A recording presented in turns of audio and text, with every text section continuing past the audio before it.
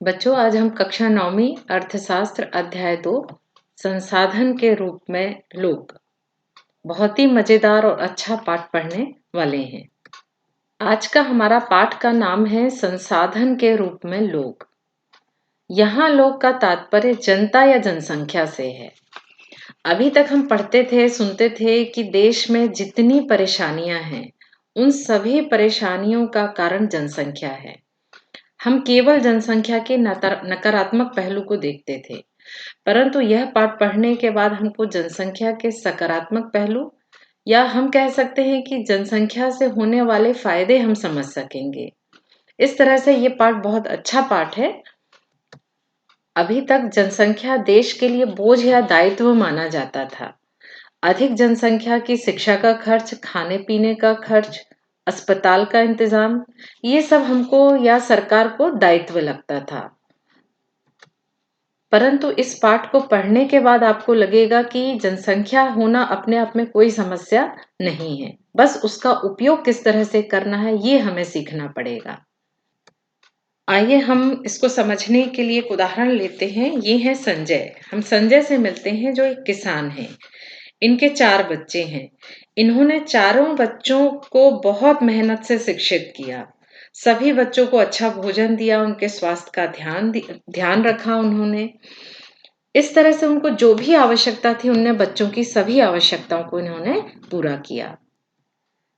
ये संजय के पड़ोस में किशोर रहते हैं। किशोर जी ये भी किसान हैं और इनके भी 2 बच्चे हैं, परंतु किशोर बच्चों को पढ़ाने में इनकी कोई रुचि नहीं है। वह बच्चों के स्वास्थ्य पर भी इन्होंने बिल्कुल ध्यान नहीं दिया। शिक्षित होकर संजय के चारों बच्चे डॉक्टर, इंजीनियर, एक बेटी इनकी कलेक्टर बन गई और एक बेटा व्यापार करने लगा। परंतु किशोर के दोनों बच्चे ना पढ़ाई करने के कारण गांव में बुरी संगत में घूमने लगे और ना ही उनका मन खेती में लगता, ना ही उनका मन धंधे में लगता। इस प्रकार हमने देखा कि 4 बच्चे भी संजय के लिए बोझ नहीं बने, बल्कि उनकी परिसंपत्ति बन गए। यदि एक ही बच्चा होता तो कोई एक ही डॉक्टर बनता, इंजीनियर बनता या कलेक्टर बनता, परंतु उसके 4 बच्चे थे। चारों बच्चे पढ़ लिख कर एक संपत्ति बन गए। वहीं किशोर के दोनों बच्चे बोझ बन गए या उनका दायित्व बन गए। ये उदाहरण क्यों मैंने दिया है? इस उदाहरण से हमने ये देखा कि अधिक जनसंख्या होना देश के लिए बोझ का कारण नहीं है। बोझ तब बनते हैं जब हम उनमें निवेश नहीं करते, उनको शिक्षित नहीं करते। तो ये हमारा दायित्व है कि देश की जनता को हम शिक्षित करके उनको परिसंपत्ति के रूप में निर्मित करें। जिस प्रकार एक जमीन हमारे पास है, यदि हम इस जमीन पे खाद, बीज, श्रम या पूंजी, अन्य संसाधन का हम उपयोग करके इसको हम उपजाऊ जमीन बना देते हैं और इससे लाभ कमाते हैं। उसी प्रकार देश की जनसंख्या को भी शिक्षा, स्वास्थ्य और प्रशिक्षण से हम इनको संसाधन बना सकते हैं। क्योंकि जब देश के लोग शिक्षित हो जाएंगे तो वो अधिक से अधिक लाभ कमाएंगे और वो देश के लिए परिसंपत्ति बन जाएंगे। संसाधन के रूप में लोग बनाने के लिए हमको क्या करना पड़ेगा? निवेश करना पड़ेगा। निवेश का मतलब क्या होता है? निवेश का मतलब होता है कि जैसे एक व्यापारी है, वो दुकान खोलने के लिए मान लो 50,000 रुपए या 1 लाख रुपए लागत लगाकर अपनी दुकान शुरू करता है और वही निवेश करता है, जिससे उसको भविष्य में अधिक से अधिक लाभ हो सके।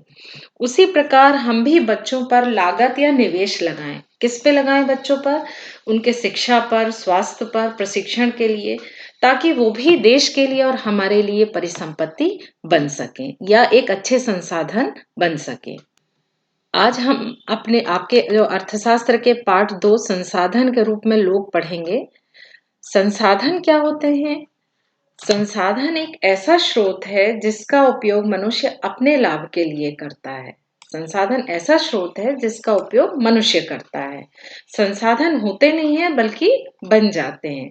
हमारे पर्यावरण में उपलब्ध हर वस्तु संसाधन है जिसका उपयोग हम अपनी आवश्यकताओं की पूर्ति के लिए कर सकते हैं। यहाँ पे ये जो लोग दिया है, लोग का मतलब है जनसंख्या। यह पाठ हमें यह समझाएगा कि जनसंख्या को हम दायित्व या बोझ ना समझें, बल्कि हमको उनको परिसंपत्ति में किस तरह से परिवर्तित करना है, ये बातें हमको इस पाठ में समझ में आएंगी। बुक में ये चित्र दिया हुआ है कि ये बच्ची पूछती है कि मानव पूंजी क्या है? क्या यह भूमि या श्रम के समान है? क्या यह रुपया, पैसा या डॉलर के समान है? परंतु ये बच्चा कहता है कि नहीं, ये उससे भी अधिक है, अर्थात सभी से अधिक महत्वपूर्ण मानव पूंजी है। मानव संसाधन क्या होता है? मानव संसाधन वह अवधारणा है जो जनसंख्या को अर्थव्यवस्था पर दायित्व से अधिक परिसंपत्ति के रूप में देखती है। मानव संसाधन क्या है? ये जनसंख्या को या जनता को दायित्व नहीं समझती, बल्कि क्या समझती है? परिसंपत्ति के रूप में देखती है। जैसे यदि मेरा बेटा है, यदि वो पढ़ेगा लिखेगा नहीं, तो भविष्य में वो मेरे लिए बोझ रहेगा या मेरा दायित्व रहेगा कि मुझे अपने बेटे को पालना है। परंतु यदि मैंने उसको अच्छे से पढ़ा लिखा दिया, तो वो क्या बन जाएगा? मेरे लिए परिसंपत्ति बन जाएगा। तो मानव संसाधन कब बनते हैं? जब वो परिसंपत्ति के रूप में हम अर्थव्यवस्था में देखते हैं। इसके अलावा है हमारा मानव पूंजी निर्माण। मानव संसाधन को शिक्षा और प्रशिक्षण और चिकित्सा में निवेश के द्वारा विकसित किया जाता है, तब इसे हम मानव पूंजी निर्माण कहते हैं। जब हम किसी बच्चे को या मनुष्य को शिक्षा, प्रशिक्षण और चिकित्सा देते हैं, तो देकर यदि हम उसका विकास कर रहे हैं, तो वो मनुष्य क्या बन जाएगा? मानव पूंजी। क्या बन जाएगा? मानव पूंजी। मानव संसाधन भौतिक पूंजी निर्माण की ही भांति देश की उत्पादन शक्ति में वृद्धि करता है। मानव संसाधन है, मानव संसाधन के बिना क्या देश का उत्पादन हो सकता है? नहीं हो सकता। तो मानव संसाधन ही उत्पादन की शक्ति में वृद्धि करता है। यही मानव पूंजी है। इसके लिए हमारे पुस्तक में एक चित्र दिया हुआ है, आप भी देख सकते हैं। आप मेरे साथ यदि पढ़ना है तो आपको बुक जरूर खोल के पढ़ना चाहिए साथ में, तो आपको और अच्छे से समझ में आएगा। हम ये देखकर बता सकते हैं यहाँ पे कि ये डॉक्टर है और ये अध्यापक है, ये इंजीनियर है और ये दर्जी है। यदि इनके माता पिता इन्हें शिक्षित नहीं करते या इनको प्रशिक्षण नहीं देते, तो क्या ये बन पाते? ये नहीं बन पाते। यदि ये शिक्षित नहीं होते और पढ़े लिखे नहीं होते, तो ये नहीं बन पाते। और यदि ये नहीं बन पाते, तो ये एक अच्छी मानव पूंजी नहीं बन पाते और ये अर्थव्यवस्था में अपना योगदान नहीं दे सकते। इसी प्रकार ये पाठ ये बता रहा है कि हमें हर बच्चे को शिक्षित करना है, जिससे वो एक अच्छी से अच्छी मानव पूंजी बन सके। भारत में विशाल जनसंख्या को एक परिसंपत्ति की अपेक्षा एक दायित्व या बोझ माना जाता रहा हमेशा से। हम सोचते हैं कि भारत की जनसंख्या बहुत अधिक है, परंतु यदि हम मानव पूंजी में निवेश से इन लोगों को यदि एक अच्छी मानव पूंजी में परिवर्तित कर देंगे, तो इनका उत्पादन भी क्या हो जाएगा? बढ़ जाएगा और देश भी अपने आप विकास करने लगेगा। इस तरह से हम अपनी मानव पूंजी का उपयोग देश के विकास के लिए कर सकते हैं। पाठ को समझाने के लिए दो कहानी दी गई हैं, सकल और विलास की कहानी। दो मित्र हैं, सकल और विलास। दोनों एक ही गांव सेमापुर में रहते हैं। सकल के पिता का नाम है बूटा सिंह, जो खेती का काम करते हैं, और माँ जो है शीला है, वो गृहिणी है। सकल क्या करता है? अपने भाई बहनों को भी खिलाता है, माँ के कामों पे भी हाथ बटाता है। शकल के एक चाचा हैं, वो पढ़े लिखे हैं, लेकिन उनके पास कोई काम नहीं है। परंतु शकल के जो माता पिता हैं, दोनों चाहते हैं कि सकल अच्छे स्कूल में पढ़ाई करे। इस तरह से उन्होंने सकल का एडमिशन स्कूल में करवा दिया। सकल को भी पढ़ाई में रुचि थी, वो पढ़ने लगा। बड़ा होने के बाद उसके माता पिता ने कर्ज लेकर उसको कंप्यूटर की व्यावसायिक कोर्स का प्रशिक्षण दिलवा दिया। उन्होंने कर्ज लिया, काय के लिए? इसके पढ़ाई के लिए, क्योंकि उनके पास उतने पैसे नहीं थे। सकल पढ़ाई करने के बाद एक कंपनी में काम करने लगा, और चूंकि उसकी पढ़ाई में भी रुचि थी, तो उसने सॉफ्टवेयर एक डेवलप कर लिया। इस तरह से उसको प्रमोशन भी मिल गया नौकरी में। इस तरह से सकल अच्छा खासा पैसा कमाने लगा। केवल किसकी वजह से? शिक्षा की वजह से। ये दूसरा इसका दोस्त है विलास। विलास भी सीमापुर गांव में रहता है। इसके पिता का नाम था महेश, ये मछुआरा थे। परंतु जब विलास की उम्र जो 2 वर्ष थी तभी इसके पिता की मृत्यु हो गई थी।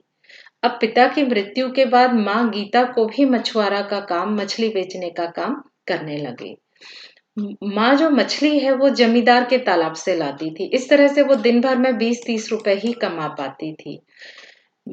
अच्छा, विलास की जो रुचि थी वो पढ़ाई में नहीं थी और इसके माँ-बाप की रुचि भी पढ़ाई में नहीं थी, तो माँ भी के पास इतने पैसे भी नहीं थे कि वो विलास की शिक्षा पर ध्यान दे पाए।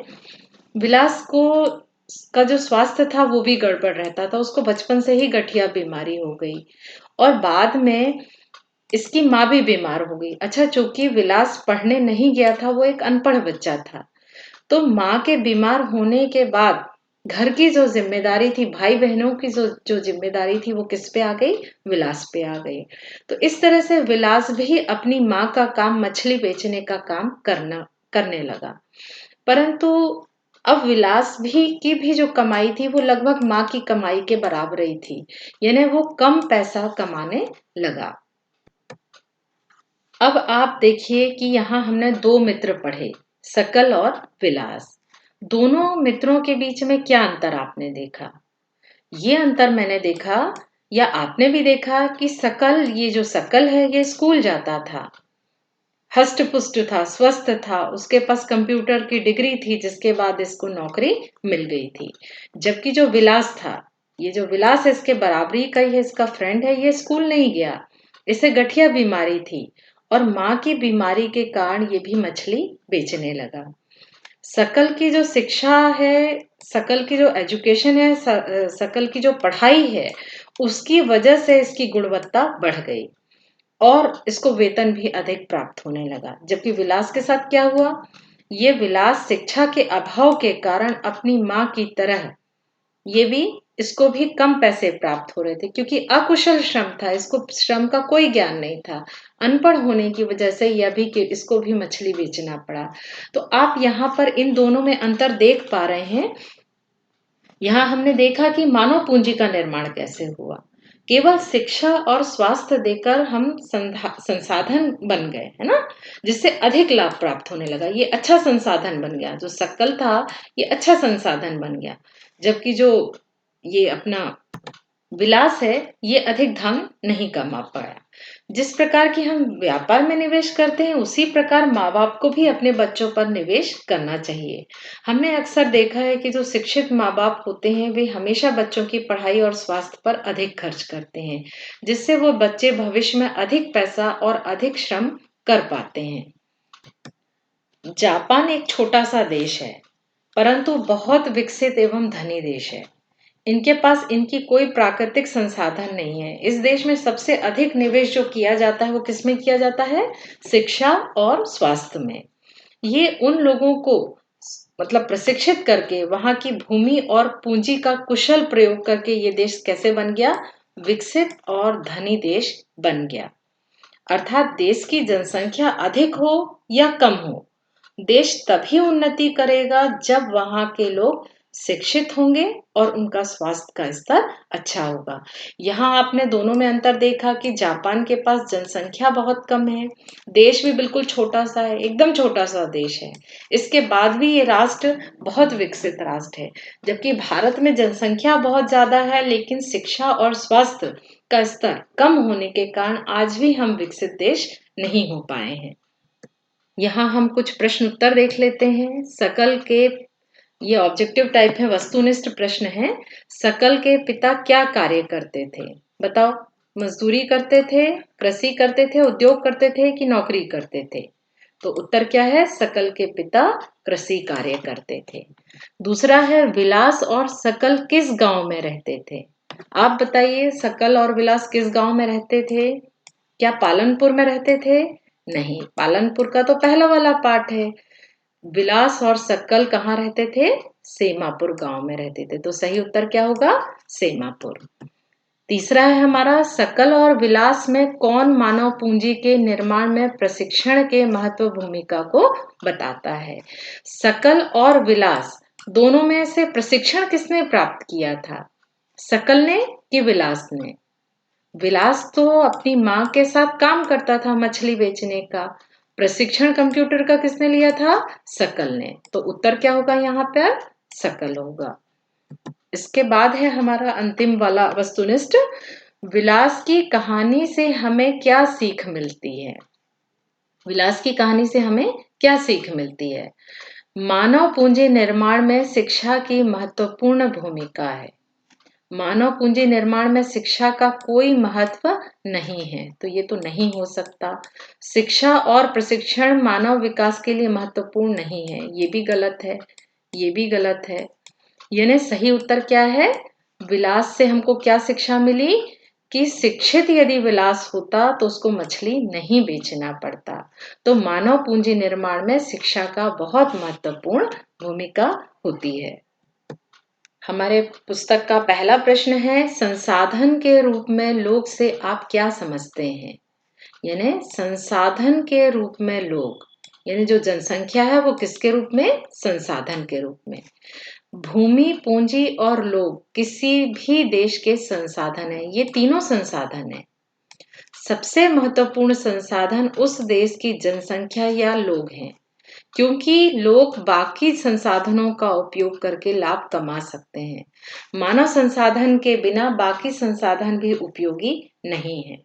ये हम कैसे समझ सकते हैं कि ये सभी संसाधन है, ये भूमि है, ये रेल है, ये पैसा है। जिस प्रकार ये सभी संसाधन है, उसी प्रकार मनुष्य भी एक संसाधन है।